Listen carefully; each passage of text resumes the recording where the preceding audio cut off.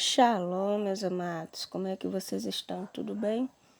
Eu sou Leandra Freitas, imagem e semelhança do Criador, e estou aqui mais uma vez para meditarmos e orarmos a respeito da palavra de Deus que está em Tiago 1, dos versos 19 ao 24.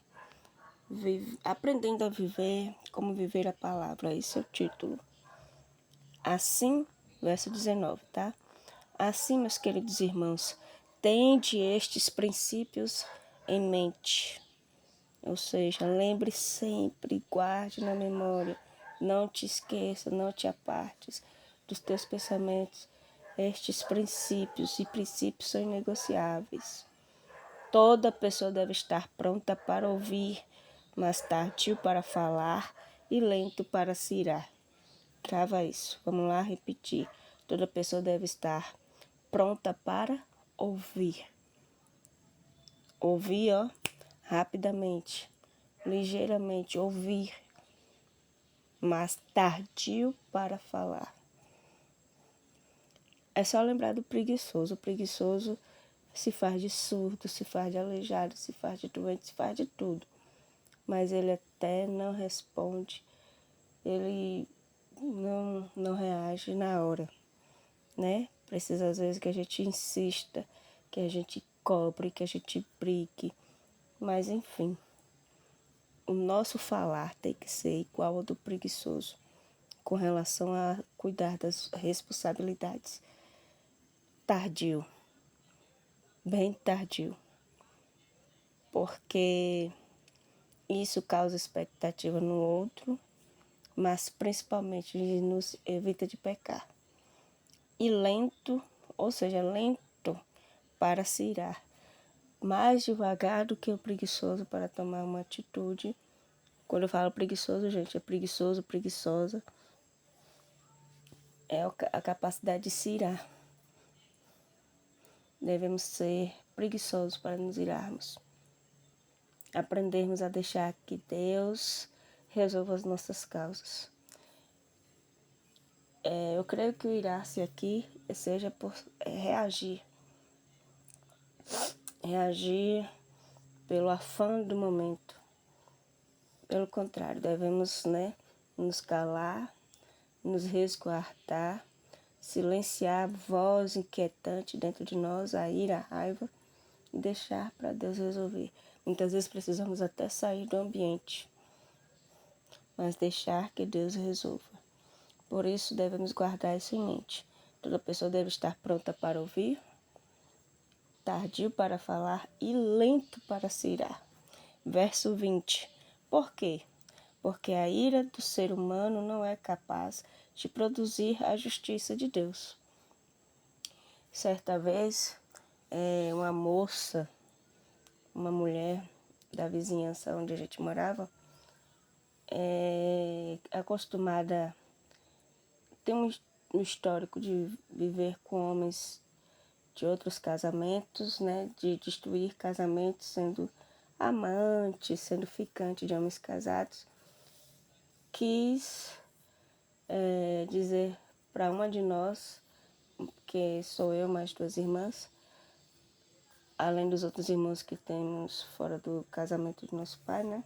Mas enfim, quis dizer para uma de nós que essa daí, aí meu pai na hora assim falou assim, essa daí não, essa daí é você, né? E ele nem disse diretamente à moça, porque a moça falou essa daí, né, querendo acusar de uma coisa que ela nem viu. E aí a mãe dela estava na hora, meu pai então chamou a mãe dela e disse, essa daí não, ensine sua filha a ter cuidado com o que fala, porque ela bem olha quem ela é, para depois falar de minhas filhas, né? Mas enfim, a mãe não tem culpa, né? Meu pai ficou irado. A mãe não tem culpa do que a filha fez, nem do que ela falou.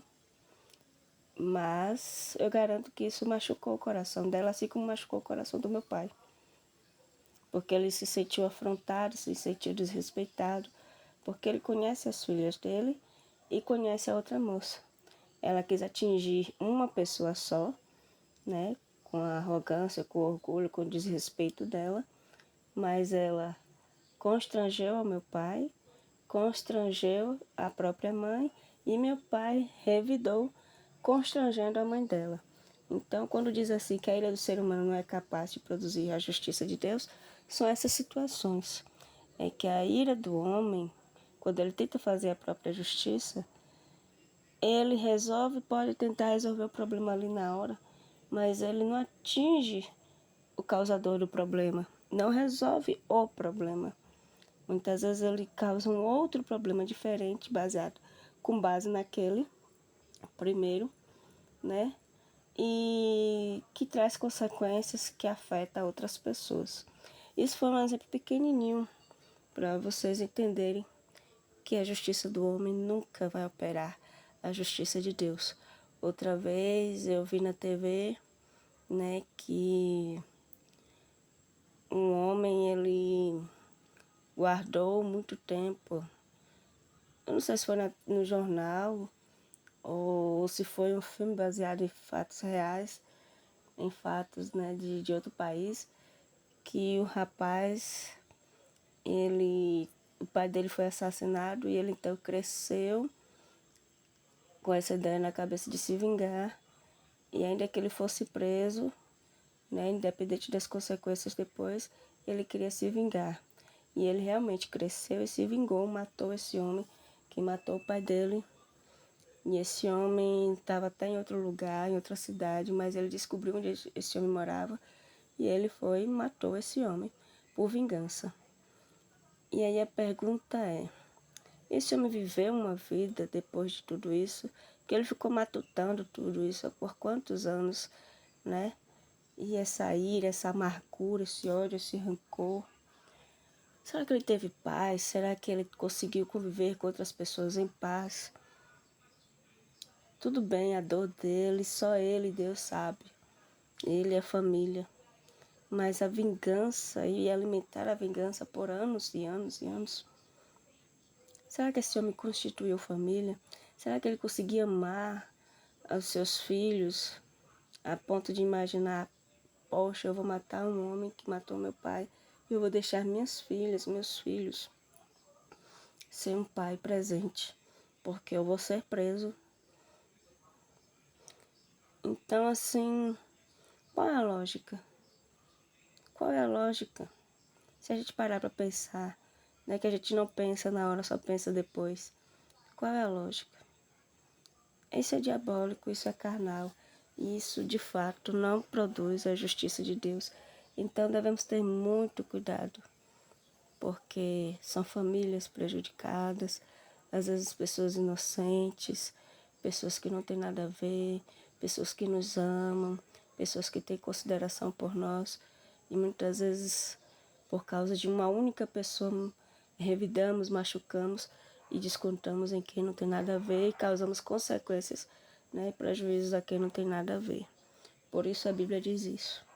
Verso 21. Portanto, livrando-vos de todo tipo de impureza moral. O que é impureza moral? Impureza é sujeira.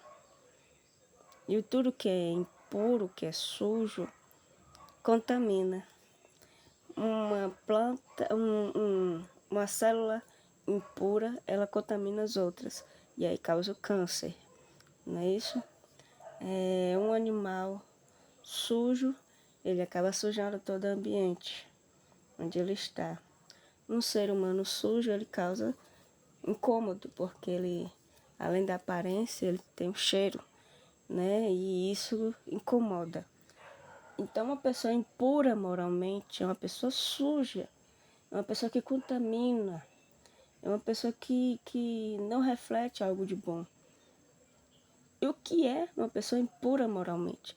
É uma pessoa que, dentro dos padrões estabelecidos, agora aqui de acordo com a palavra de Deus, mas tem também os padrões sociais, ela é uma pessoa inadequada, ela não é uma pessoa bem vista, ela não é uma pessoa agradável de se estar perto, de se ter em comum convívio. uma pessoa que mente, uma pessoa que engana, uma pessoa que rouba, uma pessoa que mata, uma pessoa que destrói casamentos, que destrói amizades, uma pessoa falsa, uma pessoa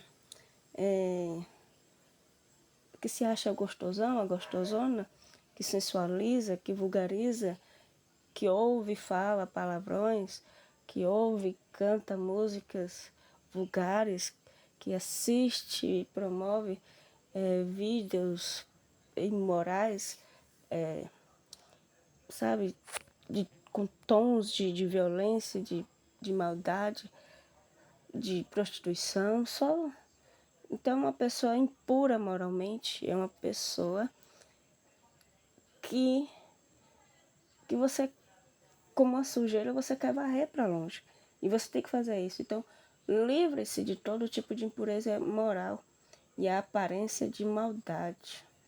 A aparência é aquilo que está aparente.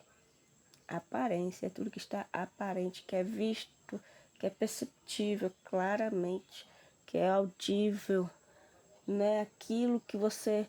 Não, ele falou aquilo, mas ele não quer dizer aquilo, não quis dizer isso, não quis dizer aquilo. Ah, ele fez aquilo, mas não foi intencional. Não, gente. As pessoas são o que são, no que falam e no que fazem. Ninguém bota para fora o que não está dentro de si, tá? Às vezes o tom, a intensidade foi exagerada, mas quis o que está dentro de si. Então, tudo que é aparente, maldoso, com forma de maldade, de imoralidade, impuro, devemos o quê? Nos livrar. Esse é outro princípio. Receber humildemente a palavra em voz implantada. Humildemente quer dizer o quê? Quando você vai alimentar um cão faminto, ele com toda humildade, com toda gratidão, balança o rabo, vai lá e come o alimento, né? Uma pessoa em situação de rua, quando você a alimenta também, ela com toda humildade recebe aquele alimento, faminta, né? Às vezes você está desempregado e alguém te concede um emprego, te dá uma oportunidade, mesmo que não seja um emprego dos sonhos, nem o salário adequado, mas é uma oportunidade que você não quer perder, não quer abrir mão, você recebe com toda humildade. Então, recebei humildemente a palavra em vós implantada. O que é um implante? É aquilo que você abre com a cirurgia e coloca lá. É um ser estranho que você vai e coloca no corpo, né? Implantar quer dizer que é algo novo, algo diferente, algo que não fazia parte de nós, porque nós vivemos nesse mundo pecaminoso, então nós, né, distantes de Deus, cheios de pecados. E aí, somente depois que deixamos o Senhor entrar em nossas vidas e declaramos nossa submissão a Ele como nosso Senhor e Salvador, então essa palavra passa a ser implantada em nós, né, enxertada em nós. Nós como videiras, né, galhos enxertados na videira, nós então recebemos essa palavra implantada, rasgada na nossa carne, implantada, um novo corpo, um novo ser, um novo ser humano, mas um humano que vem ali alimentado do céu, o qual é poderosa para salvar a vossa vida. Então essa palavra, assim como um dente implantado, como uma perna implantada, um cabelo implantado, sabe? Um órgão implantado, vai nos produzir uma nova chance, uma nova vida, uma nova oportunidade de vida. Logo essa palavra, ela nos dá uma nova vida, um novo viver.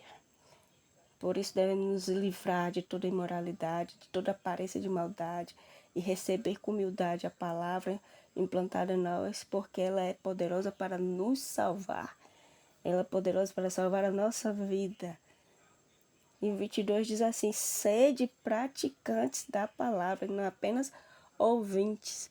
Praticar, porque os ouvintes iludem a si mesmos. praticar. Se está dizendo não murmure, não é para murmurar. Se está dizendo não xingue, não é para xingar. Se está dizendo não roube, não queira o que é do próximo, não é para querer. Ah, mas tem sentimentos que eu não domino. Vá para o jejum e oração e diga ao Senhor que você não aceita, que você sabe que é pecado, que você não tem controle sobre isso. E pede para que seja liberto e declare falência. Repreenda esse mal na sua vida. Expulsa esse mal da sua vida em nome de Jesus, que vai sair. Vai sair, sabe? Eu sou baixinha, mas eu já tive momentos da minha vida que eu tinha inveja de pessoas altas. Problemas de saúde seríssimos que me impediam de fazer coisas simples, né? E eu já tive momentos na minha vida que eu tinha inveja de quem tinha saúde. Hoje, eu ainda fico sofrendo por meus problemas de saúde, mas invejar as pessoas não, pelo contrário, eu fico feliz pela saúde delas e quero que sejam felizes, porque não desejo para elas passarem o que eu passo. Não desejo, quero que elas sejam felizes e que vivam bem, né? E quem sabe um dia Deus vai me livrar disso, nem que seja na eternidade. Na eternidade eu sei que vai. Mas então, eu quero é o bem das pessoas. Então isso eu precisei fazer jejum, precisei fazer oração e eu precisei deixar a palavra enxertar em meu coração para reconhecer que eu estava errada, porque eu não sabia que isso era um erro, né? Então são coisas assim. Se a palavra diz não pode beber, não é para beber, não pode se deitar, se oferecer ou causar desejos nos homens com roupas e comportamentos, com olhares, não é para fazer. É isso que é exercitar a palavra, executar a palavra, colocar ela em prática e não apenas ouvir, ficar amaciando a Bíblia ou o banco da igreja e não aprender, não viver, não causar picuinha, não dar piadinha nas pessoas, coisas desse tipo. Não vamos ser perfeitos, nunca, porque no dia que a gente for perfeito, Deus nos leva, porque perfeito é dele. Perfeito é Ele, a perfeição vem dele, mas nós buscaremos essa perfeição dele, nele, força, saúde, palavra dele para nos alimentar e nos manter firmes, perseverando até o fim, até o último dia de nossas vidas. Verso 23. Porquanto que se alguém é ouvinte da palavra e não é praticante, é semelhante a um homem que contempla o próprio rosto no espelho. E depois, no 24, de admirar a si mesmo, sai e logo se esquece da sua aparência. Realmente, você consegue lembrar da sua aparência por muito tempo? Não consegue, né? Quem se acha bonito é bonito, mas não consegue lembrar da aparência. Às vezes o cabelo bagunça, às vezes o dente suja quando a gente come alguma coisa, às vezes a roupa suja, desalinha, enfim. A gente não consegue memorizar a nossa aparência. Tem gente que fica o tempo todo se olhando no espelho. Se vê passar na frente do espelho 10 vezes a pessoa vai parar para se olhar. É porque ela não memoriza como está a sua aparência. Quer contemplar, quer admirar, ou quer achar defeitos, enfim. Mas não consegue memorizar. Assim é a pessoa que não vive a palavra. Ela precisa muito tempo ali. Quem passa 10 vezes na frente do espelho e examina a Bíblia 10 vezes durante o dia, maravilhoso. Porque está se esforçando em se manter alinhado com a aparência, né, com a palavra bonita em sua vida. Mas tem gente que não, infelizmente. Tem gente que passa dias sem se olhar e sem meditar na palavra e sem executar a palavra. Já ouvi crente dizer que ele era crente, mas o facão dele não era. De tão briguento que ele era. Já vi crente ser crente na igreja, ter cargo, dar sermão, vários sermões bonitos, mas não aguentava ver uma posição de status, um cargo, que se candidatava para o cargo e gostava de humilhar os irmãos, o próximo, e ainda usando a palavra para diminuir as pessoas. não está executando a palavra, não está colocando em prática, pelo contrário, está sendo manipulador. Entendeu? É gente que conhece a palavra de Deus e vai para a macumbaria, vai para a feitiçaria, amaldiçoa o outro, xinga, veste roupa indecente, vai para a praia de biquíni, de sunga, vai ficar fazendo tatuagem no corpo, unhas extravagantes parecendo garras de galinha, né?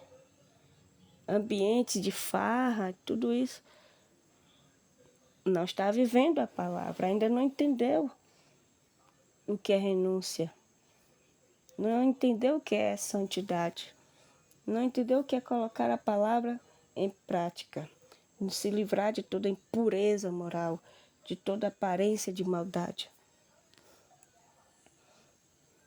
Então é isso que essa passagem quer nos trazer hoje.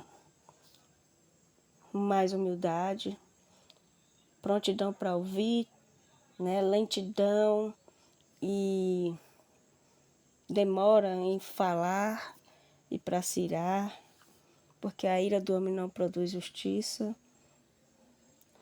Nos livrarmos de toda impureza moral, de toda aparência de maldade, receber a palavra com humildade, deixar que ela seja implantada em nós, rasgando a nossa carne, né, nos transformando em nova criatura.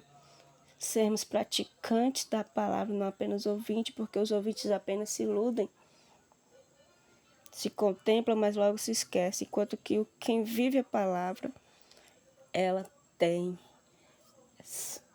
firmeza, ela tem solidez, uma casa firmada na rocha.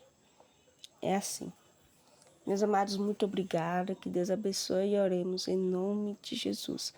Senhor, nosso Deus e nosso Pai, Tu és o Senhor que muda as nossas vidas, que enxertou em nós o Teu Espírito Santo, que enxertou em nós a Tua palavra, e por isso te pedimos, continua, porque sem Ti nada podemos fazer, mas em Ti podemos todas as coisas. Tu és a palavra, Tu és a salvação, Tu és a nova vida que tanto precisamos e desejamos e buscamos. Tu és a nossa força, nos liberta de tudo aquilo que não vem do Senhor, nos enche de Ti, nos transforma, nos molda conforme o caráter de Cristo e nos faz, Senhor, executores, praticantes da palavra, praticantes em espírito e verdade. Salva as nossas famílias, livra todos do mal, nos torna como árvores plantadas junto a ribeiros, nos alimenta com a Tua água da vida, com a fonte que vem do céu. Em nome de Jesus, trazendo vida e vida com abundância para cada um de nós, para cada pessoa que ouve essa palavra, para cada família aqui representada. Que a Tua graça, a Tua paz e a comunhão do Teu Espírito Santo esteja com cada um. Em nome de Jesus, abençoando-os em prosperidade em todas as áreas de suas vidas. Que assim seja em nome de Jesus. Amém. Meus amados, muito obrigada. Que Deus abençoe sua noite, nos dê também um sono reparador e um novo dia cheio de alegria, em nome de Jesus. Um grande abraço e até amanhã.